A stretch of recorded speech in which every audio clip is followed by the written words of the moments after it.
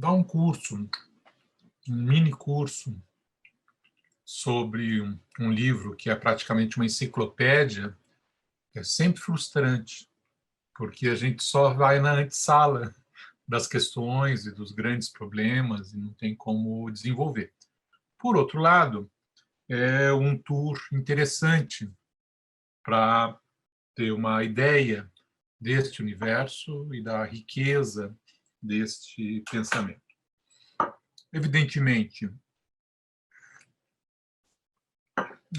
quem me conhece sabe que eu me dedico já há alguns anos à obra de Winnicott e me coloco no estudo de Winnicott como um cientista. Por que isso é importante? Para me afastar das posições religiosas, no sentido de que o Winnicott não é um papa, não disse tudo, não acertou tudo, né? E é a posição, ele mesmo se coloca dessa maneira, o próprio Freud se coloca dessa maneira.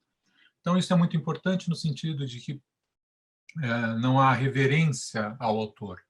Há uma grande admiração pelo seu pensamento, pelo que ele propõe, né? Então, isso é uma coisa, um tipo de posição que me parece importante de ser marcada, né? Então, vamos lá.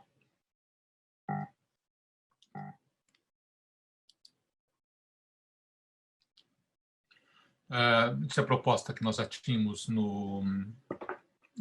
na vez passada, que é dar uma apreensão geral da obra, né?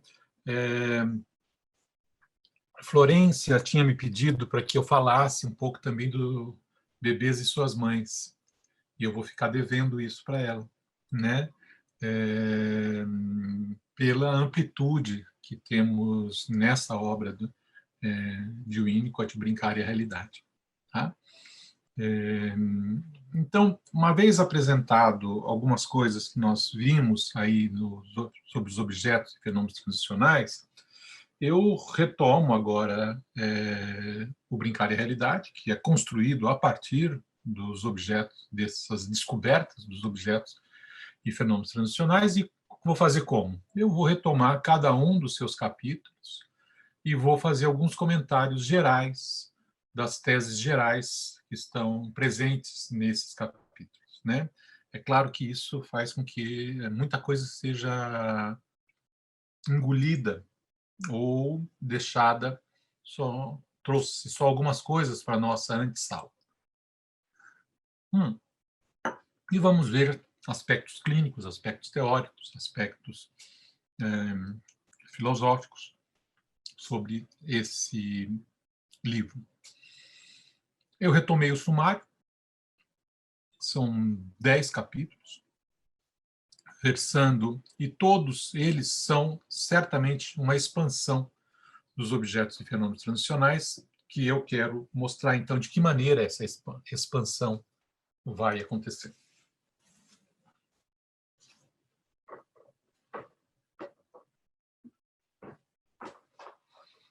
Então, vamos lá. Quando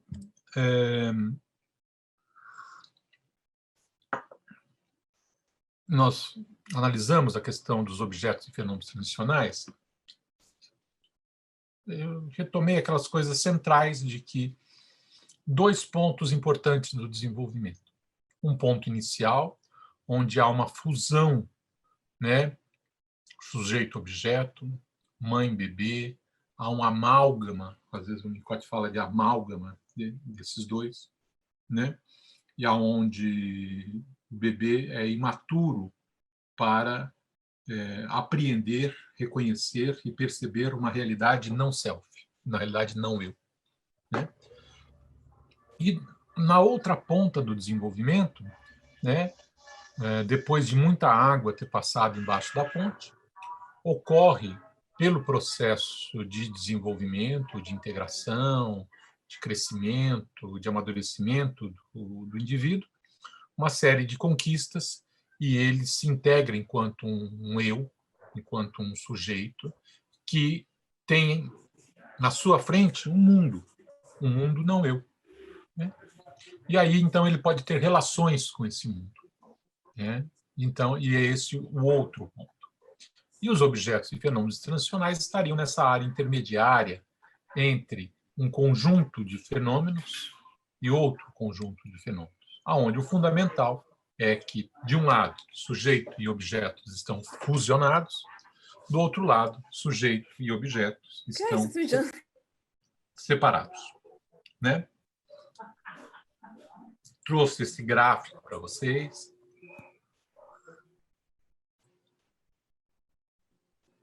E nesse gráfico, hoje, vou fazer uma coisa que eu não fiz na aula passada, que é ler como é que o Winnicott descreve essa situação. Quando ele apresenta essa figura, ele faz um comentário, figura 1, e ele diz o que está acontecendo aqui, né? Então, eu vou ler com vocês para marcar bem em que ponto nós estamos. A ideia ilustrada na figura 1, que é essa aqui que vocês estão vendo, onde há uma relação mãe-bebê no início, né? É a seguinte: em determinado ponto teórico, no início do desenvolvimento de cada indivíduo humano, um bebê em certo ambiente fornecido pela mãe concebe a ideia de algo capaz de saciar a crescente necessidade surgida de uma tensão instintiva. Não é possível dizer que, a princípio, o bebê sabe o que deve ser criado. Nesse momento, a mãe se apresenta. Normalmente, ela oferece o seio e sua ânsia potencial de alimentar. A adaptação da mãe às necessidades do bebê, quando é suficientemente boa, dá a ele a ilusão de que existe uma realidade externa que coincide com a sua própria capacidade criativa. Em outras palavras, existe uma sobreposição entre o que a mãe fornece e o que o bebê consegue perceber. Para o observador, o bebê percebe aquilo que a mãe apresenta, mas essa não é toda a verdade. Ele reconhece o seio apenas como um seio que pode ser criado naquele exato momento e naquele local. Não há intercâmbio entre a mãe e o bebê. Psicologicamente, o bebê mama de um peito que é parte dele, enquanto a mãe dá de mamar para ele, que é parte dela. Em psicologia, a ideia de intercâmbio se baseia em uma ilusão por parte do psicólogo, né, que há A e B trocando coisas, né? Aqui é um ponto importante, que pode ser tomado para toda a obra de Winnicott, que é se nós estamos descrevendo um fenômeno do ponto de vista do observador ou do ponto de vista do bebê, né? Muitas das descrições não levam isso em conta, e aí isso dá uma confusão conceitual grande. Do outro lado dessas relações, do outro lado deste ponto inicial, temos esse outro lado onde há uma relação de objeto, um sujeito e um objeto que se relaciona. Aqui há intercâmbio, aqui há eu-outro, aqui há a realidade externa, né? Mais ou menos interessante, mais ou menos projetada, introjetada, mas há essa distinção. E aqui no meio é justamente essa história dos objetos e fenômenos transicionais. Não só como um momento inicial da existência, um momento que acontece lá, talvez começa por volta dos 6 meses, mas é um tipo de dinâmica relacional que segue para a vida inteira. Ok? Isso permanece pela vida inteira. É mais ou menos como, eu diria, sonhar. Inicialmente, talvez o bebê não sonhe, porque ele não tem material para sonho, né? Tudo meio ainda não tem elemento psíquico para isso, e depois, em um determinado momento, começa o sonho. E isso segue para a vida inteira, né? Então, é um tipo de processo, dinâmica, modo de relacionar que segue pela vida inteira. E ao descrever como ocorre, então, agora aqui, o surgimento e essa dinâmica relacional, né, Winnicott diz: na figura 2, é dada uma forma para a área de ilusão. Essa área, que é aqui onde tem o objeto, agora, antes, aqui do gráfico, era uma área de ilusão, só existia, no certo sentido, na apreensão do bebê, né? Então, é dado uma forma, uma materialidade para a área de ilusão, de modo a ilustrar o que considero uma das principais funções do objeto transicional e dos fenômenos transicionais. os objetos transicionais e os fenômenos transicionais iniciam os seres humanos naquilo que eles sempre considerarão importante, ou seja, uma área neutra de experiência que não será posta à prova. Pode-se dizer do objeto transicional que existe um acordo entre nós e o bebê de que nunca faremos a pergunta: você criou isso ou apresentaram isso para você a partir do exterior? Né? O ponto mais importante é que não há expectativa de uma resposta. A pergunta é que não deve ser formulada. Né? A gente poderia formular essa coisa, por exemplo, quando quando nós nos apaixonamos por alguém. Você se apaixona por aquilo que vê ou por aquilo que projeta? Principalmente no início, quando você não conhece ainda quem é aquele mundo, né, para o qual você está entrando ou adentrando, né? Então isso é um ponto, isso é um fenômeno transicional também nesse sentido, né? Muito bem. E esse então, os objetos e fenômenos transicionais, eu vou recuperar aqui as principais teses, as principais propostas que o Winnicott fez. É a compreensão de um novo tipo de objeto, um novo tipo de relação com a realidade. Na verdade, não é um objeto, porque a mistura entre sujeito e objeto, eu e o outro estão misturados, né? Mas e o foco não é o objeto, o foco é o modo de relação. Por que isso é importante? Porque isso é que será importante ao resto de toda a vida, e isso se repetirá, inclusive, clinicamente. Okay? Então, este objeto que tem uma materialidade, uma importância afetiva, passa a ser a primeira posse, não eu, not me, do ser humano, uma posse de um objeto que é paradoxalmente então criado e encontrado, criado pelo bebê e encontrado porque ele, aquilo, do ponto de vista do bebê, é quase que só criado, né? Mas ele é encontrado do ponto de vista do observador. E mais do que isso, quando o bebê para de criar, a necessidade acaba, o objeto continua lá presente, né? Isso, então, nos leva aí, eu já apresentei os 3 modos de relação com a realidade: modo de relação subjetivo, modo de relação transicional e modo de relação com os objetos dados como objetos externos a mim, né? Então, o objeto transicional é um objeto que é, ao mesmo tempo, um símbolo que não substitui propriamente o seu referente. Um bonequinho que não substitui exatamente a mãe, né? Porque depende de substituir a mãe, da mãe estar ali presente, né? Um símbolo que não substitui propriamente o seu referente, mas depende do seu referente para ser um símbolo, né? No caso da mãe, substituir a mãe, mais na dependência da presença da mãe, fica bem claro essa história. Por isso é considerado como, não como o primeiro símbolo, mas como a raiz do símbolo. Porque quando o símbolo se instaura, o referente pode ser afastado e você fica só com o símbolo no lugar da coisa. Okay? Esta dinâmica também é uma dinâmica relacional e oferece uma teoria da comunicação e do encontro entre os seres humanos. Né? É a descrição de um modo existencial e relacional que não tem como impulso e objetivo a satisfação das pressões instintuais.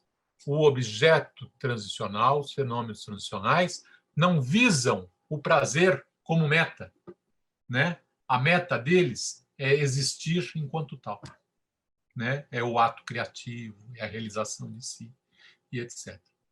Então, os desenvolvimentos saudáveis da transicionalidade nos levam para o jogo, que é o play, né?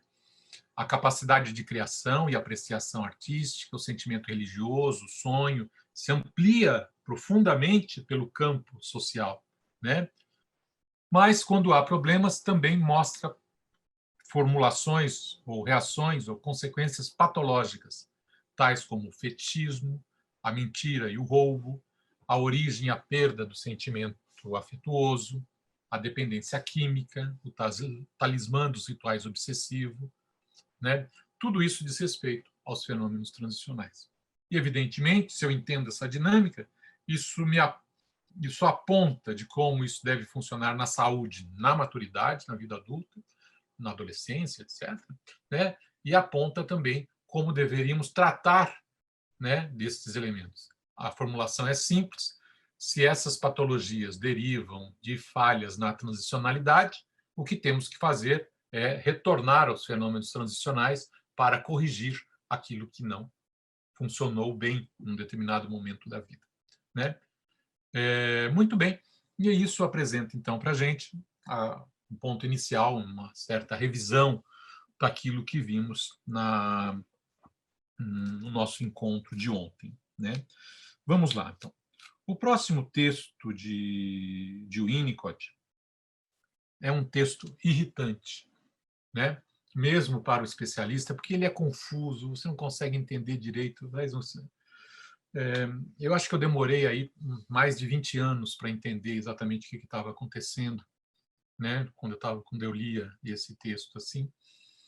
E talvez a compreensão que ficou mais evidente para mim ficou quando eu estava preparando esse curso para vocês e retornei à minha leitura de O Brincar e a Realidade, né? Esse texto que se chama eu não consigo ler aqui, né?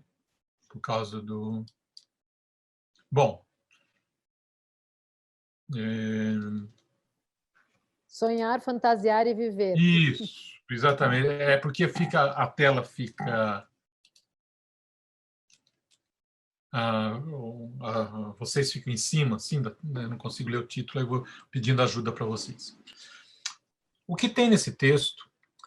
Ele pega um caso clínico e fica falando de uma mulher que fantasia, que devaneia um pouco, e que isso atrapalhou demais a vida dela, e vai para lá, para cá, e daí você tem uma dificuldade enorme de entender do que ele está falando. E talvez nós possamos entender da seguinte maneira: existem diversos modos de fantasiar, né? O que é fantasiar? Desde delirar, desde imaginar, desde o que eu vou comer no jantar, desde o que fulano está fazendo, né?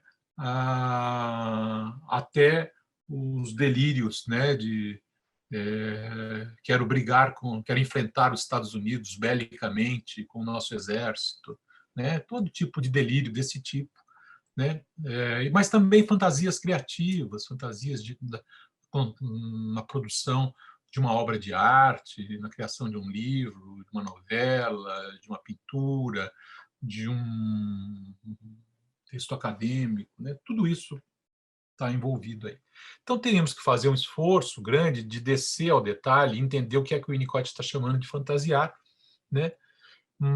O que nos levaria a um longo percurso, mas vamos simplificar e apresentar só os resultados finais. Nós vamos opor, de um lado, a fantasia que está fora do mundo, que é a fantasia delirante, a fantasia que não tem a ver com nada da realidade, né? Quase como o delírio, a loucura, alguma coisa assim, e por oposição àquilo que é a vida real, o mundo real, a relação com os objetos reais, né? Teríamos esses dois opostos, por assim dizer. E no meio disso, qual é o lugar, então, do devaneio, do sonho, do brincar e dos fenômenos transicionais? Porque estas atividades que eu estou colocando aqui no meio, elas não são nem loucura, delírio, e nem a realidade tal qual, crua e nua, ok? Elas conjugam essas coisas, como fazem os fenômenos transicionais, ok? E nesse texto de Winnicott, a gente fica irritado porque ele não explica tudo isso assim. Dessa maneira, ele vai falando dos sintomas de uma paciente que mistura fantasia com realidade, devaneio com realidade, né? E não faz desse tipo. O Winnicott não era obsessivo, né? Como eu, assim, né? E ele não fazia esse tipo de coisas assim, de esclarecimento. Então, tendo isso em mente, agora nós podemos nos dedicar ao estudo desse capítulo, né? E ver que fenômenos ele está colocando em relevância, apontando. Assim. Temos agora uma certa moldura, um quadro, para entender o que ele está fazendo. Ok? Né? Já estou no capítulo 2 agora, né? Sim? Sim, Alguém? sim, sim. Sim, ótimo, ótimo. Desculpa, eu achei que eu estava falando, mas meu microfone estava mutado. Bom. Aqui, esse slide é do 3 agora, Leopoldo. Do 3? Esse aqui é o Brincar uma Ah, exposição 2, é o 3, teórica. exatamente. Né? É uma exposição teórica, é esse? Deixa eu pegar o livro aqui, que assim não vou... Isso. Agora você mudou para o capítulo 3. Isso. Olha, esses 2 capítulos próximos, o Brincar, a proposição teórica, e o Brincar, a atividade criativa e a busca do self, o terceiro também, a criatividade e as suas origens, ele correspondem ao, digamos assim, aos capítulos mais amplos, mais consistentes, né, da apresentação da teoria do brincar e da teoria do que é este fenômeno na existência humana. Então, teria muitas coisas a comentar. Eu recolhi algumas passagens e eu vou ler essas passagens que vão estar em negrito nos meus slides, né, e apontando um outro aspecto desse texto, né? Se nós estivéssemos numa situação acadêmica mais clássica, ou tivéssemos um grupo de estudo com tempo, o que faríamos é ler cada um dos parágrafos e retirar dele o máximo de informações que a gente poderia retirar, né? Mas não temos esse tempo, mas podemos, fazendo assim, entendendo como é que a gente pode ir se apropriando e digerindo esse tipo de alimentação intelectual, né? Então, diz o Winnicott, se referindo agora à psicoterapia, mais do que a psicanálise como um dos tipos de psicoterapia, ele diz: a psicoterapia ocorre na intersecção entre 2 áreas do brincar, a do paciente e a do terapeuta, né? Se eu estou dizendo que o brincar é uma teoria da comunicação, uma teoria do encontro, né? A psicanálise é um método do encontro, é um método da cura pelo encontro, né? Esse papo de que a psicanálise é a cura pela palavra é um pouco ilusório, né? É a cura pela palavra de alguém com a qual eu me ligo afetivamente, que tem importância para mim. Não adianta pôr um computador lá falando coisas inteligentes e importantes e com um software pegando as minhas frases e devolvendo algo para mim. Isso não vai funcionar, tá ok? Porque o fundo da psicanálise é a relação afetiva, né? Ela cura por causa disso, né? E Freud percebeu isso, ele fala cura por causa do amor, né? O amor pelo analista, né? Bom, então, ocorre nessa intersecção, a psicoterapia tem a ver com 2 pessoas brincando juntas, ou se encontrando, ou tendo intimidade juntas. Um comentário interessante, dos momentos, o Winnicott, acho que está falando de Marion Milner, não é Margaret Miller, é uma das pacientes dele, e ele faz o seguinte comentário: experimentamos diversos tipos de intimidade, o que para um psicanalista clássico é um horror, né? Como sinto. Mas se você pode entender do que ele está falando, né? Não é a intimidade promíscua do uso do outro, né? Mas é a intimidade do encontro e da comunicação profunda, né? O corolário disso é que, quando essa brincadeira não é possível, o trabalho do terapeuta consiste em levar o paciente a poder se comunicar, se apresentar, trocar e fazer esta ação, né? Vamos ver como que só o fato de fazer essa ação brincar, ou ação criar, ou ação se comunicar com, estar com, já é terapêutica em si, para além dos conteúdos que veicula, né? Muito bem. Em seguida, ele vai afastar que isso não tem a ver com a procura do prazer, não tem a ver com os impulsos instintuais a serem administrados. Ele diz claramente: preciso tirar uma coisa do caminho. Na literatura e nos debates psicanalíticos, o brincar tem sido tema intimamente ligado à masturbação e às diversas experiências sensuais. O brincar deve ser estudado como um tema em si mesmo, suplementar ao conceito de sublimação do instinto.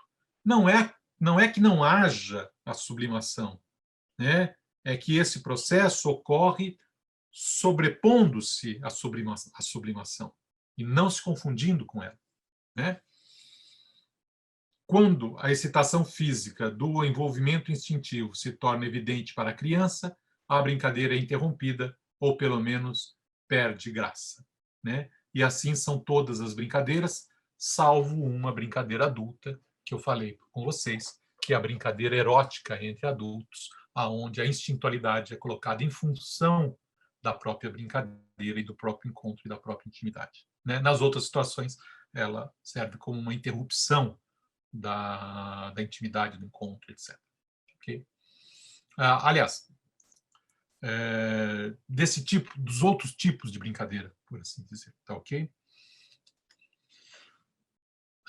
Evidentemente, isso tudo tem a ver com análise de criança, inicialmente, mas, da mesma maneira que Melanie Klein descobriu coisas importantes sobre o brincar e depois aplicou ao adulto, Winnicott também aprendeu coisas importantes sobre o brincar e disse que tem um brincar infantil e um brincar adulto. Isso está lá presente na psicoterapia ou como um instrumento para o contato, a comunicação e a cura, por assim dizer, né?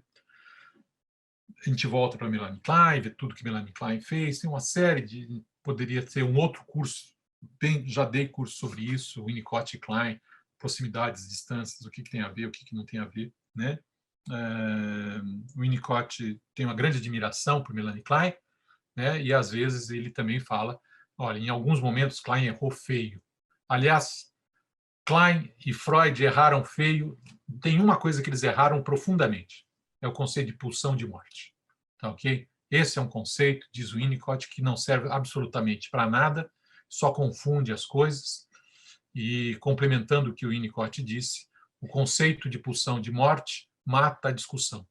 Na hora que você usa isso, não tem nada atrás da pulsão de morte, não tem nada que causa a pulsão de morte. É um cala-boca, né? Então, num certo sentido. Assim. Mas isso seria, em derivações, toda uma longa discussão sobre para que serve esse conceito em Freud, para que serve em Klein, para que serve aliás, em Winnicott não serve para nada porque ele recusa esse conceito.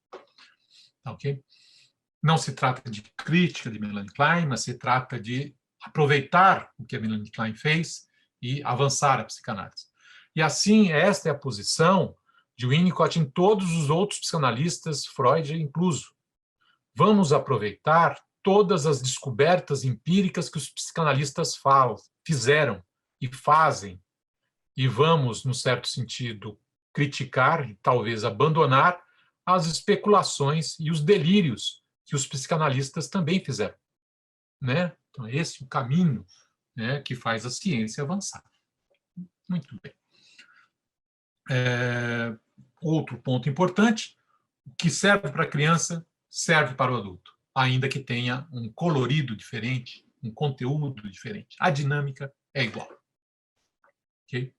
Sobretudo na comunicação eu-outro. Agora posso esclarecer o meu objetivo.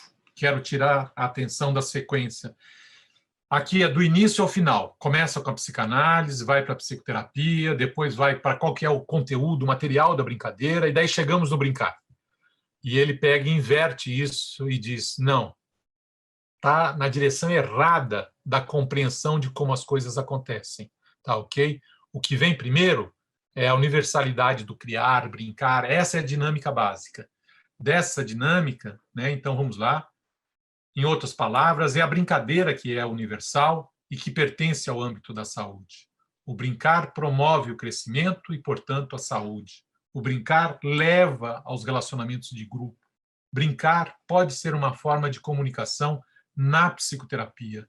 E, por fim, a psicanálise foi desenvolvida como uma forma altamente especializada de brincar em prol da comunicação consigo mesmo e com os outros. Brincar é natural, enquanto a psicanálise é um fenômeno altamente sofisticado do século XX. É importante que o analista se lembre sempre, não apenas do que devemos a Freud, mas também do que devemos a essa coisa natural e universal chamada brincar. Um comentário aqui sobre isso, pessoal. durante muito tempo, eu pensei que para ser psicanalista precisava ter problemas muito graves de ficar tendo que reparar a vida de si mesmo e a vida dos outros o resto da vida, né? É um constante reparar, né? Como se fosse uma roda sem fim. Isso teria a ver com a organização psicopatológica daqueles que podem ser analistas que ficam fazendo isso o tempo todo. Com o INE, isso, dentro de Freud, seria isso mesmo, né? Você tem uma atividade que, no certo sentido, é seu sintoma e que quer corrigir alguma coisa, um trauma passado, alguma falha no seu desenvolvimento, né? Então, nós teríamos alguma coisa aí para ser corrigida, por assim dizer. Com a ideia de que o brincar ele é positivo e de que nós vamos para a cultura por causa disso e que a psicanálise é uma forma de brincar, então é um pouco mais positivo, né? Os psicanalistas podem ser um pouco mais saudáveis se desenvolvem nessa maneira, né? Eles não têm prêmio compensatório de cuidar do outro para cuidar do seu próprio sintoma, ainda que isso possa ocorrer, né? Mas ele faz isso porque assim ele se realiza, né? Na sua própria criatividade, por assim dizer, no seu modo de ser criativo no mundo, né? E no encontrar o outro. Um outro comentário que eu faço com relação à psicanálise, eu também achava que a psicanálise era a segunda melhor profissão do mundo, que a melhor profissão do mundo era ser artista. Hoje em dia, né, eu já, em termos especulativos, assim, eu acho que a psicanálise é a melhor profissão do mundo. Porque acontece o seguinte, você passa o dia tendo relações verdadeiras com as pessoas, elas estão falando, né, coisas de verdade, profundas, e encontrando gente de uma maneira que não é comum nos encontros cotidianos, né? O cara pode ser um ladrão, assassino, má pessoa mesmo, né? Vai no seu consultório, a tendência é ele apresentar-se, né? Estar lá como uma pessoa nesse sentido do bem, né? Do seu próprio bem, mas tudo bem, né? Esse é o universo. Muito bem. A brincadeira é extremamente excitante, mas que fique claro, ela não é primariamente excitante porque os instintos estão envolvidos, né? Qual de nós aqui não ficou excitado com uma produção que fez, né? Com um livro que editou, com um texto que escreveu, com um quadro que pintou, né? Ou, às vezes, nem isso. Eu lembro aqui de uma situação, Dorival Caymmi, né, num hotel, junto com Caetano Veloso, dando um show. Chama Caetano Veloso no seu quarto e mostra para ele, olha o que eu fiz. Tem uma rede e um ventilador. Olha que criativo, no quarto do hotel. Okay? E é como a criança que chega para você e fala, papai, olha o que eu fiz, olha o que eu fiz, olha, olha, olha. Não faz nada, ou dá uma cambalhota, né? E aquilo é o máximo de criatividade. É esse tipo de criatividade do qual o Winnicott está falando, e que, se a gente avançar um pouco esse pensamento, tem uma certa tonalidade zen, não é? Tem uma certa tonalidade do estar nas coisas, assim. Mas esse é um outro tema. Vejam como a gente vai ampliando para temas muito interessantes, né? Que a gente vai vendo aqui, né?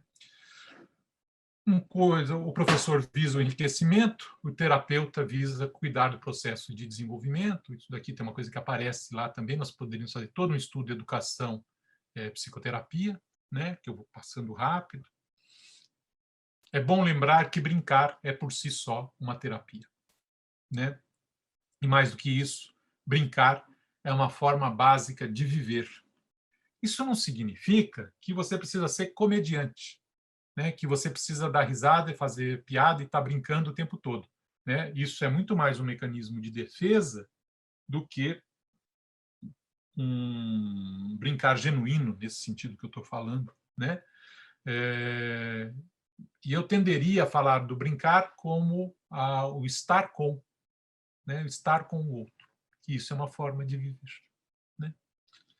Então, aqui temos, no resumo deste capítulo, então, eu vou destacar só alguns elementos que o Winnicott coloca no final.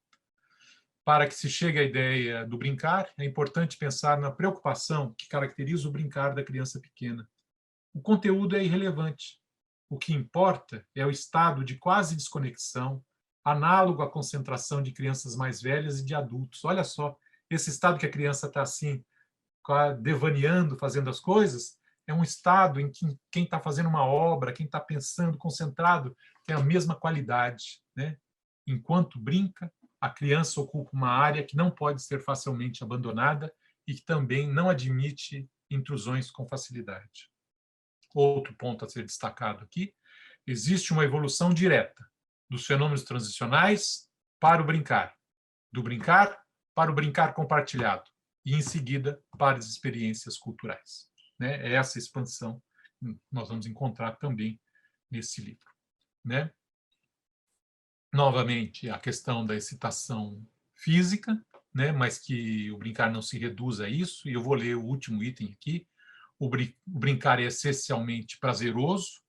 Isso vale mesmo quando leva a um alto grau de ansiedade. Existe, entretanto, um grau de ansiedade insuportável que destrói o brincar. Né?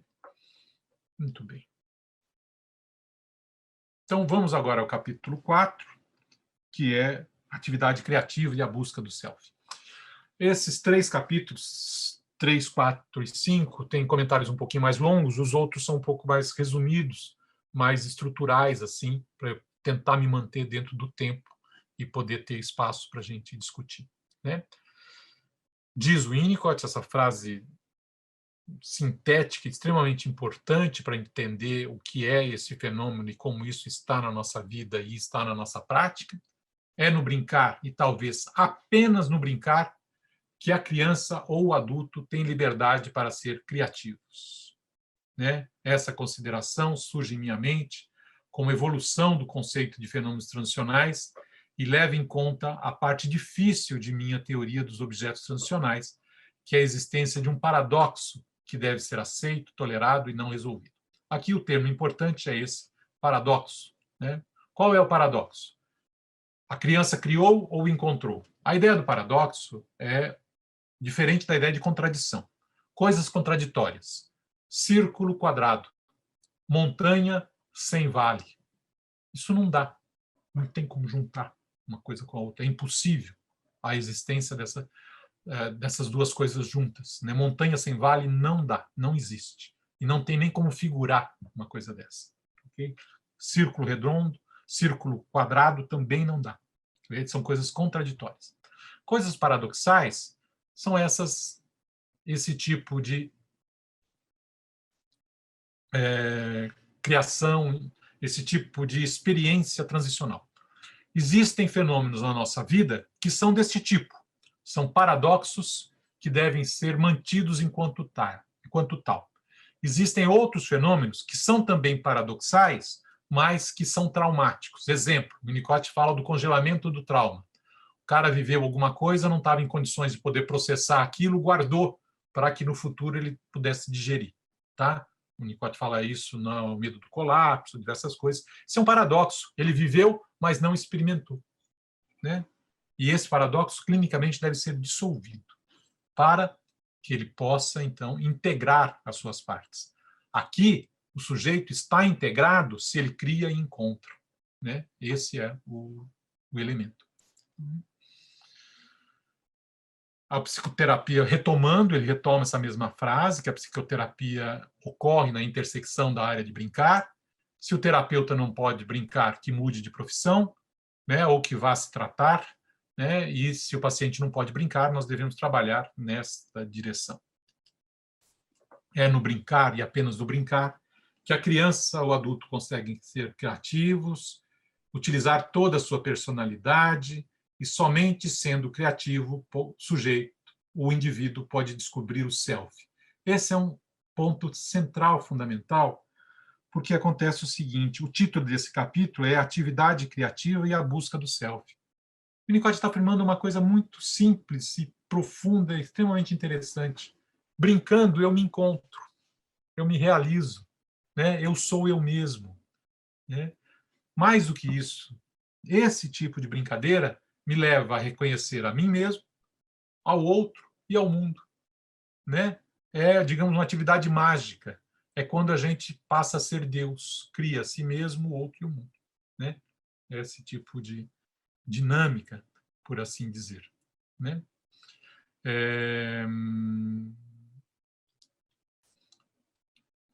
Aí ele se dedica um pouco a falar de como que é a criatividade do artista, a criatividade quando você, por exemplo, produz alguma coisa que é um texto, uma obra de arte, um quadro, uma pintura, um livro, seja ele qual for.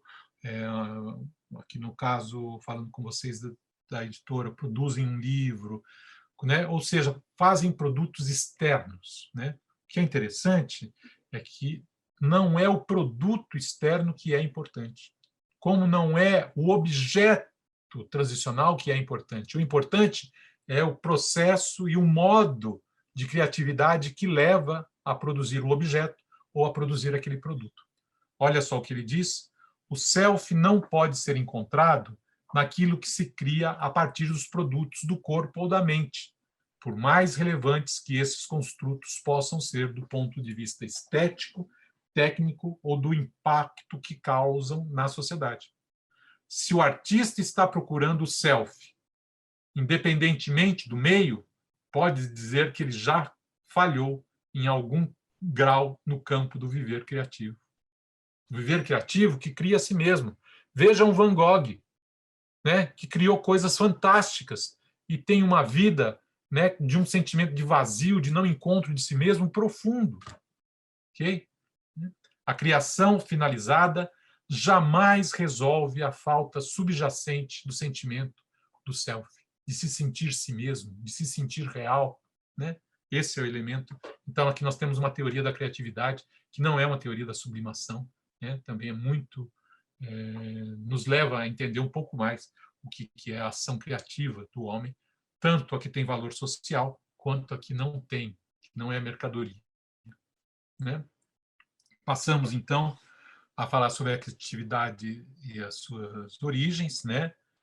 Eu recortei alguns pedacinhos aqui, que eu vou falar um pouquinho para frente. Viver criativamente é um estado saudável. A submissão é uma base doentia para a vida. A pior coisa que pode acontecer ao ser humano é ser uma cópia e estar submetido. Ok? Isto é pior do que receber uma pancada ou ser violentado. Okay? Criatividade é parte do estar vivo, né? Ser é ser criativo a partir de si mesmo, independente de produzir um produto que tem valor social, porque é original, que é criativo, etc. Né? Daí o Winnicott ser levado a analisar o que ele chamou.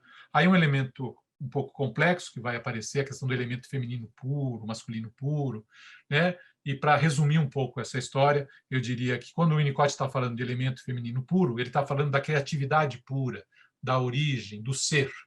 E quando ele está falando do masculino puro, ele está falando de todos os tipos de fazer, né? Vejam aí também, seria uma outra porta enorme de coisas que nós teríamos para discutir, um pouco mais técnicas, né? Mas tem a ver com a importância da noção de ser na ontologia que o Winnicott apresenta, mas também na compreensão da própria natureza humana e do que é o encontro na natureza humana, né?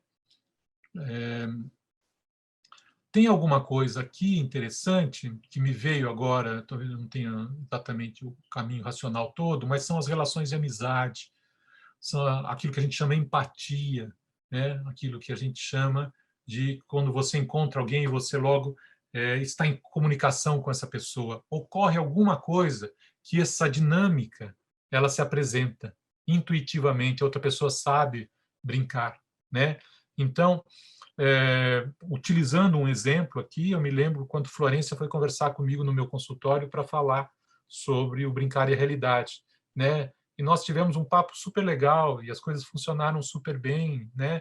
E há um tipo de comunicação, de facilidade, de entendimento, de facilidade no encontro e no desenvolvimento das coisas que a gente não sabe explicar de onde vem. Eu nunca tinha visto Florência, nunca tinha conversado com ela, não tinha a mínima ideia da história dela.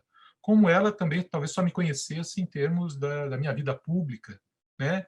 e, de repente, essas coisas são encontros de comunicação que eles acontecem e que essa compreensão do brincar nos ajuda um pouco a entender o que isso significa, o que isso quer dizer, o que está aí em jogo, né? Ainda que a gente não vá conseguir objetificar o porquê que isso acontece, né? Não há palavras para poder objetificar esse tipo de coisa, né? Muito bem. Espero que o leitor aceite essa referência geral à criatividade, sem permitir que a palavra seja confundida com a criação bem-sucedida ou aclamada, né? Mas veja só, mais do que qualquer outra coisa, é a apreciação criativa que faz o indivíduo sentir que a vida vale a pena. Quando que a vida vale a pena? Não é quando ela não é sofrida, não é porque quando ela é prazerosa, quando eu faço as coisas a partir de mim, quando eu encontro o outro, mesmo que seja sofrido, que seja duro, né? A submissão traz ao indivíduo um sentimento de futilidade, associado à ideia de que nada importa e de que a vida não é digna de ser vivida. E é aqui que o Winnicott coloca muitos sintomas no campo da psicose que nós encontramos no nosso mundo. Nós não encontramos mais os neuróticos que tinham problemas de conflito com o seu desejo, um desejo sexual que não podia mais ser satisfeito. No nosso mundo, cá entre nós, tem algum desejo sexual que é apresentado como proibido? Pelo contrário, é propaganda o tempo todo de tudo quanto é tipo de desejo, de realização com relação ao sexo. Isso não é mais problema. Ok? Agora, a intimidade é um problema. O ser criativo é um problema. O ter o encontro com o outro é um problema, né? E isso, então, é que faria com que a vida valha a pena de ser vivida, né? Nossa teoria supõe a crença de que viver criativamente é um estado saudável e de que a submissão é uma base doentia para a vida, né? Então, enfatizando esse aspecto da submissão. A criatividade sobre a qual me debruço é universal e faz parte do estar vivo, né? Tem um outro momento, acho que está na Natureza Humana, ele fala: a criatividade é aquilo que vem de mim e se expressa no mundo. Okay? Quando eu tenho que reagir ao mundo, a reação aniquila o ser, né? Para vocês terem uma frase um pouco de efeito, sintética do que ele está falando, né? Então, vamos agora um pouco aos outros...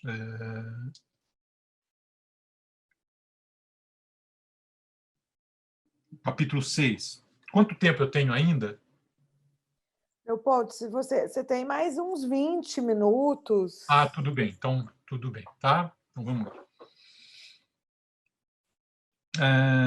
Esse texto, o uso de um objeto e a relação por meio de identificações, ele também é um texto complicado, e eu não vou entrar nas complicações dele, mas só apresentar algumas coisas mais centrais aí, né? Então, uma vez que o Winnicott, ele já analisou as relações de objeto e focado a sua atenção numa relação onde sujeito e objeto, paradoxalmente, são e não são a mesma coisa com os fenômenos transicionais, porque fez isso. Mostrou como a dinâmica de relações com objetos transicionais são necessariamente marcadas pela espontaneidade e a criatividade, apontando para a centralidade do impulso criativo. Já fez isso. Analisou a criatividade como fundamento da natureza humana. Também já fez isso nos capítulos anteriores. Acentuou o fato de que uma certa ilusão de criar o mundo a si mesmo e ao outro constitui a base da existência, do poder estar no mundo e ter uma vida que vale a pena ser vivida. Esse capítulo começa a partir daí, né? Então, o Winnicott, e agora aqui eu tenho que ver o que... O que é essa frase de cima? Winnicott, o que aqui? Volta lá. Volta. Winnicott. Ele se debruça, então, a questão: como surge a realidade? Isso, né? A realidade é alguma coisa fora de mim, tem objetividade. Junto com essa pergunta, quando surge a realidade, é quando surge eu também. Quando surgem essas duas coisas. É como o côncavo e o convexo, né? Para a realidade existir, eu tenho que existir separado dela, né? Senão, existe só amálgamas, confusões. Resposta. Ela surge do próprio uso dos objetos criados e encontrados, que ao serem usados, quer dizer, criados e novamente recriados, são também destruídos naquilo que eram, ok? São destruídos na sua qualidade de serem subjetivos e são destruídos porque são criados novamente, de serem, então, são destruídos na sua qualidade aqui de serem subjetivos, e não, né? Deixa eu mudar isso aqui.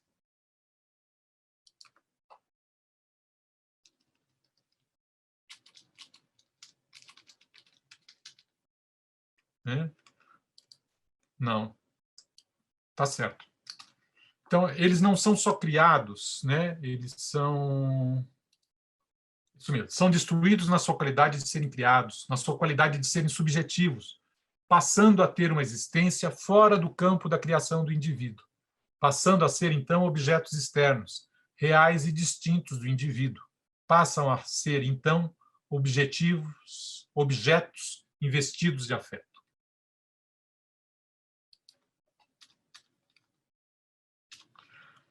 Aqui, o Winnicott tem um texto bem difícil de Winnicott, que é o uso do objeto, né, que ele fala essa coisa do uso do objeto, e ele fala uma frase sintética difícil: o que é bom deve ser destruído, né? E aí alguns interpretam isso como um impulso destrutivo dentro do homem que vai destruir os objetos. E a maneira que eu entendo isso, os objetos, inicialmente, fusão, os objetos são o próprio sujeito, né? O bebê mama em si mesmo. Depois, os objetos transicionais, os objetos são e não são uma criação, são e não são o sujeito, né? E ao usar essas coisas, quer dizer, criar, agir sobre elas com criatividade, você as transforma. E ao transformá-las, ocorre uma mágica. Elas deixam de ser só uma criação e passam a ter realidade externa. Você destruiu o objeto nesse sentido da criação e ele está lá esperando por você.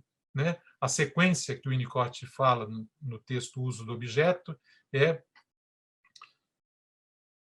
oi, objeto, destruí você. Oi, objeto, eu te amo. Entenderam? Né? A fusão, o uso, a separação, o objeto está externo, fora, onde eu posso investi-lo afetivamente. Ok? O que foi destruído não foi o objeto ele mesmo na sua materialidade. O que foi destruído é a sua qualidade, a sua, digamos assim, o adjetivo que o faz ser subjetivo, transicional ou externo. Okay? Né? É a partir disso que eu posso amar algo fora de mim, inclusive. Né? Muito bem. Então, esse capítulo diz respeito a um pouco o uso do objeto, surgimento da realidade. Né? Esta operação cria duas coisas ao mesmo tempo: o objeto real, externo, e o indivíduo como separado do objeto. Ou seja, esta operação cria o objeto e o eu, como unidade psicológica que distingue um eu de tudo que é não eu. Né? A partir do momento em que a integração no eu é alcançada, também se dá a distinção mundo interno versus mundo externo. Né?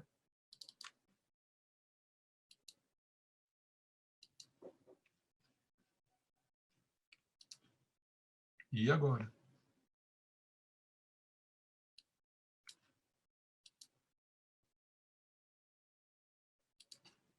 Né? Mundo externo versus mundo interno, bem como toda a miríade dos mecanismos projetivos, introjetivos, identificatórios para o bem e para o mal. Né? Esse capítulo trata desse processo bem difícil de ser entendido. Né? Ele tem muitos detalhes, nuances fenomenológicas, né? Não só conceituais. Então, os dois capítulos que se seguem, a localização da experiência cultural e o lugar em que vivemos, é onde o Winnicott vai apresentar a sua teoria da cultura, que é complementar à teoria da sublimação, levando a vida cultural. Né? Então, nesses dois capítulos, o Winnicott apresenta a sua teoria da cultura, da maneira como o homem entra na vida grupal e cultural, da necessidade da vida cultural como modo de encontrar a si mesmo, considerando que a cultura e a vida grupal corresponde a uma expansão dos fenômenos transicionais, né? Ou do brincar, se vocês quiserem. Né? Eu já estou terminando aqui essas coisas, só dando esses fechamentos assim, e aí eu vou abrir para a gente poder ir conversando sobre as eventuais dúvidas, questões e associações que estão aí presentes. Né? Nos 2 capítulos seguintes, né, o capítulo 8, o capítulo, na verdade, o capítulo 9, o papel de espelho da mãe e da família no desenvolvimento infantil, e o capítulo 10, o interrelacionamento independente do impulso instintivo, baseado nas identificações cruzadas, né? Aqui é interessante que essa questão do espelho da mãe, né? Muitos inicialmente falam Lacan, fase do espelho, né? E, num certo sentido, vamos dizer assim, Lacan está falando de um fenômeno, o Winnicott está falando de outro, ainda que seja a mesma palavra, né? Essa questão da equivocidade das palavras. Por exemplo, a palavra manga, que é manga de camisa, de camiseta, e é uma fruta, né? E também foi um importante goleiro da seleção brasileira de futebol, de 50 e pouco, alguma coisa assim. Muito bem. Tem uma carta muito curiosa de Winnicott para Lacan, né? Ele elogia um pouco e fala assim: não entendo bem aonde você quer chegar com essa sua teoria do simbolismo, alguma coisa assim. Muito bem. Uma ressalva epistemológica importante: nenhum desses grandes autores, Freud, Karl Abraham, Ferenczi, Melanie Klein, Winnicott, Bion, Lacan, né? André Green, Pierre Fedidat, Ogden, nenhum desses caras é bobão. Nenhum desses caras é uma pessoa medíocre. São homens extremamente inteligentes que enxergaram coisas importantes da natureza humana, né? E não se destrói um pensador como esse fazendo um peteleco assim, pum, Melanie Klein era uma açougueira, né? Lacan era um pervertido, né? Não se faz assim. No entanto, em todos esses autores tem coisas que eles conseguiram descrever e tem coisas que eles especularam. Okay? Um dos modos de poder fazer o diálogo na psicanálise é, ao invés de perguntar se eu concordo ou discordo com o autor, é fazer a seguinte pergunta: o que foi que Lacan enxergou? Que fenômeno esse cara viu? Que fenômeno o Winnicott viu? Que fenômeno Bion viu? Quais fenômenos eles viram? E uma vez que você entende qual fenômeno esses caras viram, você pode tentar descrever esse mesmo fenômeno na sua língua materna, por assim dizer. Okay? Então, via os fenômenos, o diálogo na psicanálise é extremamente frutífero. Via os narcisismos, via o meu pai é super legal, o seu é um sacana, minha mãe é uma santa, a sua é uma... Né? Então, isso não nos leva a lugar nenhum. Né? Só leva a questões identitárias, infelizmente, muito presentes na psicanálise. Né? Às vezes, para alguns psicanalistas, é mais importante se dizer psicanalista do que alguma outra coisa. Tem problemas identitários aí, importantes. Assim, tá? Muito bem. Então, esses 2 artigos, nesses 2 últimos capítulos, o Winnicott retoma, de diversos ângulos, a relação primitiva com a mãe, as relações de identificação com o outro, e a possibilidade de colocar-se no lugar do outro. Identificação cruzada é isso, poder se colocar no lugar do outro. Né? Alguns dos nossos políticos atuais são extremamente imaturos porque não têm a mínima possibilidade de se colocar no lugar do outro. Só tentam se colocar, ou só conhecem um lugar, né? O próprio umbigo, por assim dizer. E a busca central dos adolescentes. Então, são todas as maneiras que o Winnicott vai trabalhando aí. A questão dos adolescentes ainda é um restinho que está, na verdade, no último capítulo, que eu já vou comentar, né? Sobrou isso aqui que não deve ser retirado daqui.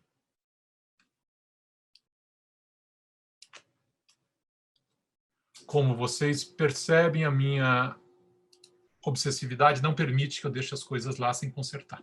Né? E muito bem. Né? E quando ele faz tudo isso, entendendo essas coisas, ele marca como que isso não é redutível à questão da administração da sexualidade nem da vida instintual. que há fenômenos que se sobrepõem a esses, que são tão importantes quanto esses, né? Quando eu digo se sobrepõe, aqui é um ponto importante. Não é que de um lado tem o ser e do outro lado tem o fazer, que a nossa vida é dividida assim desta maneira. Não. A realidade, ela é psicossomática. Sempre. A nossa percepção da existência psicossomática pode ser cindida. Eu posso me perceber cindido, corpo, né? Não consigo entender o que acontece com o meu corpo, não sei o que estou sentindo. Lembro o exemplo de um paciente psicótico. Eu trabalhava no hospital dia, passou o dia reclamando que estava angustiado. No final do dia, ele tira o sapato, está com uma bolha no pé enorme. Né? Então, ele não conseguia fazer a relação. Isso não quer dizer que a existência dele não era psicossomática, é que ele não percebia essa integração. Por quê? Corpo e alma, o corpo e mente, o corpo, psique e soma são sempre integrados. Como assim? É como pegar um copo de vinho e um copo de água. Mistura. Na hora que você mistura, você não consegue jamais recuperar a água jogada no vinho, ou o vinho jogado na água, é indissociável. No entanto, a percepção dessas coisas pode ser dissociável. Ok? Então, quando eu falo da vida instintual, em nenhum momento ela está excluída do pensamento, né? Mas é como água e vinho. E eu olho e eu sei que ali tem vinho de uma determinada maneira e tem água de outra determinada maneira, né? E a maneira como eu olho, né? E eu posso até ter apreensões das coisas que mostram para esses fenômenos diferentes, ok? Isso é um ponto muito importante, né? Do pensamento e clínico também, né? Então o Winnicott faz tudo isso, retoma essas coisas, ele coloca tudo isso, né? Retoma a linha do desenvolvimento do ser. Essa é uma outra questão importante. O Winnicott se coloca como um desenvolvimentista. Se colocar como um desenvolvimentista significa se colocar como alguém que imagina que nós nascemos com potencialidades, mais imaturos, e vamos fase a fase do desenvolvimento, são fases que vão se complexizando, se sobrepondo, né, e vamos chegando até as nossas plenitudes humanas, por assim dizer. Okay? E para isso tem fases que se repetem universalmente, né, inclusive com certos aspectos cronológicos, e o Winnicott se coloca nessa história. Quando alguns psicanalistas têm teorias psicanalíticas do desenvolvimento, outros não têm. Exemplo, Freud, fase oral, fase anal, fase fálica, tem teoria do desenvolvimento. Anna Freud, desenvolvimento dessa perspectiva de Freud, mantém essas fases. Melanie Klein não tem uma teoria do desenvolvimento porque ela só tem duas grandes dinâmicas, esquizoparanoide e depressiva, que seguem para a vida inteira. Isso não é bom nem mal, ela fez coisas fantásticas com isso, ok? O que nós temos só aí é que ela não tem uma teoria do desenvolvimento nesse sentido de fases que vão se complexizando assim. Então, ela tem duas grandes dinâmicas. Lacan é contra a ideia de desenvolvimento nesse sentido de fases que vão acontecendo. Ele tem um pensamento mais estruturalista, mais de mudanças globais, gerais, sistêmicas, né, que não ocorrem tal como ocorrem nas fases. Muito bem, o Winnicott tem, John Bowlby tem, Margaret Mahler tem, Erik Erikson tem, todos os psicanalistas. Né? Esse é um do... Estou me dedicando a escrever um livro sobre as teorias psicanalíticas do desenvolvimento e daqui a alguns anos deve estar pronto. Tá? Mas isso eu quero colocar como importante, porque quando Freud vai descrever o desenvolvimento, pergunta, Freud, como é que ocorre o desenvolvimento? O desenvolvimento ocorre em função das relações de objeto impulsionadas pela vida instintual, né? E a maneira dele, o foco dele é as relações de objeto e a sexualidade. O foco de Winnicott não são as relações de objeto impulsionadas pela vida instintual. O foco de Winnicott é a relação de dependência e a relação de quais são os modos de ser do ser humano estar no mundo. Ser com, ser diferente de, ser misturado a, né? É esse o foco. Por isso que no livro, meu livro, publicado esse ano, A Psicanálise do Ser, eu retomo essa questão de considerar o Winnicott como um desenvolvimentista que faz uma teoria do desenvolvimento chamada uma teoria do desenvolvimento do ser. Tá, ok? Isso que eu estou colocando aqui. E nesses capítulos, o Winnicott, ele mesmo não formulou as coisas dessa maneira. Isso só está reformulado assim pelos seus comentadores. Eu não sou o único, tem outros que fazem interpretações da obra de Winnicott também dessa maneira, né?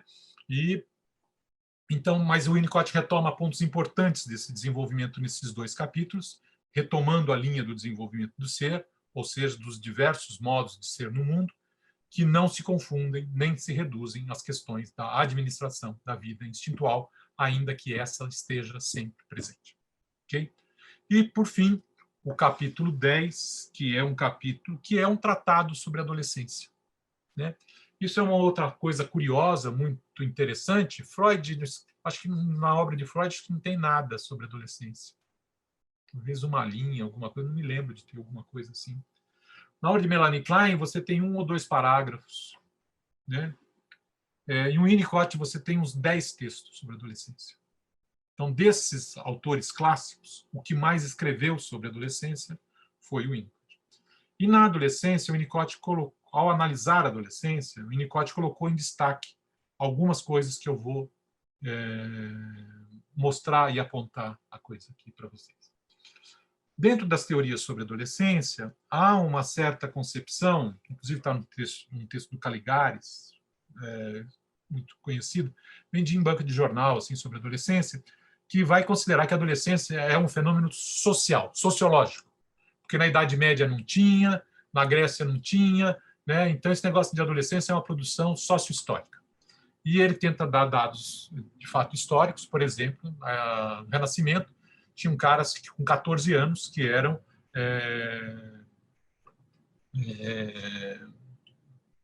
governantes, capitães de navio, né? Nas suas ações plenas como vida adulta. Okay?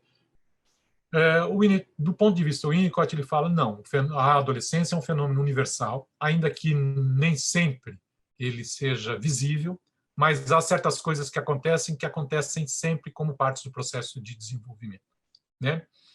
Então, e esses são os aspectos universais que ele estaria colocando, que é o adolescente é imaturo. Ora ele é adulto, autônomo, ora ele é dependente. E ele oscila entre uma coisa e outra. Ora ele é extremamente arrogante, ora ele é extremamente o oposto do arrogante. Qual é a palavra oposto de arrogante? Não me vem qual que é o antônimo aí disso. Né? Mas ele é imaturo e ele exercerá essa imaturidade. O pessoal está soprando aqui, humilde, Leopoldo. Humilde, né? Mas adolescente não é humilde, infelizmente. Né? A humildade não faz parte do universo adolescente, né? Tem alguma outra coisa ali, assim. Mas o Winnicott fala, tem certa coisa que ele fala que também dá raiva, assim. Ele fala, a única coisa que cura a adolescência é o tempo. O tempo, vírgula, cara, porque precisa acontecer muita coisa positiva para que essa experiência no tempo de ser adolescente possa resultar em amadurecimento, né? Não é que nem tranca o adolescente no quarto, 4 anos, depois você abre a porta, tem um adulto lá, não vai ter, não vai encontrar, ok? Então essa questão do tempo é sim, o tempo no contato com o adulto, no contato com o outro, na possibilidade de fazer as suas experimentações, de testar as suas potências e impotências, e isto sim, aí você tem a passagem do tempo leva ao fim da adolescência. Tá?